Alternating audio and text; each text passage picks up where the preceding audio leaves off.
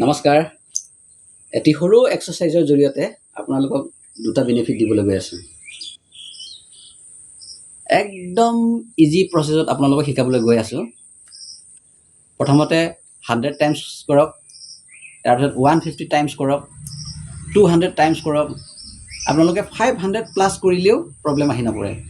মুঠতে দিনটোত যদি 1000 আপুনি কৰিও নহয়, বিশেষ প্ৰব্লেম আহি নপৰে। আপোনালোকে ক'বলৈ গ'লে বহুত বেনিফিটহে হ'ব আপুনি। কিন্তু প্ৰথমতে ইমান কৰিব লাগে বুলি নকওঁ, ক্ৰমান্বয়ে বঢ়াই গৈ থাকিব। আৰু এইটো এক্সাৰচাইজ কৰিলে দুটা বেনিফিট আপোনালোকে পাবলৈ গৈ আছে।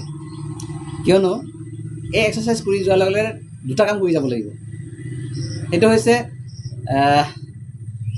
এক্সাৰচাইজ কৰি গৈ থাকোঁতে 1 2 3 গৈ আপুনি 100 টাইমছ কৰিব আৰু ৰিকাউণ্টিং কৰি আহিব। 100, 99, 98, 97, 96, 95 ঠিক তেনেকৈ ৰিকাউণ্টিং কৰি 1লৈকে আহিব। তেতিয়া কি হয়, সকলোৱে জানে যে ৰিকাউণ্টিং কৰিলে স্মৃতিশক্তি বাঢ়ে। স্মৃতিশক্তি বাঢ়ে নে নাবাঢ়ে সেইটো মই ক'ব বিচৰা নাই, কিন্তু মাইণ্ডটো লগে লগে এক্টিভ হৈ যায়। অৰ্থাৎ যদি আপুনি এই এক্সাৰচাইজটো ৰাতিপুৱাতে কৰিব পাৰে বা কৰে, গোটেই দিনটোৰ কাৰণে আপোনাৰ ব্ৰেইনটো শ্বাৰ্প হৈ থাকিব, এক্টিভ হৈ থাকিব। সেই গতিকে একদম ইজি প্ৰচেছত শিকাবলৈ গৈ আছোঁ। আপোনালোকে চাওক, ট্ৰাই কৰক, একদম ইজি।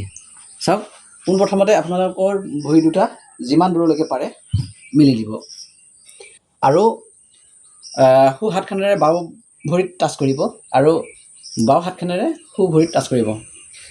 1 2 3 4 5 6 7 8 9 10 11 12 13 14 15 16 17 18 19 20 21 22 23 24 25।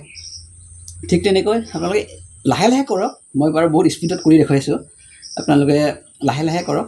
প্ৰথমতে 100 কৰক, তাৰপিছত ৰিকাউণ্টিং কৰি আহিব। ইয়াৰ বেনিফিট আজিৰ পৰাই পাব। Thank U.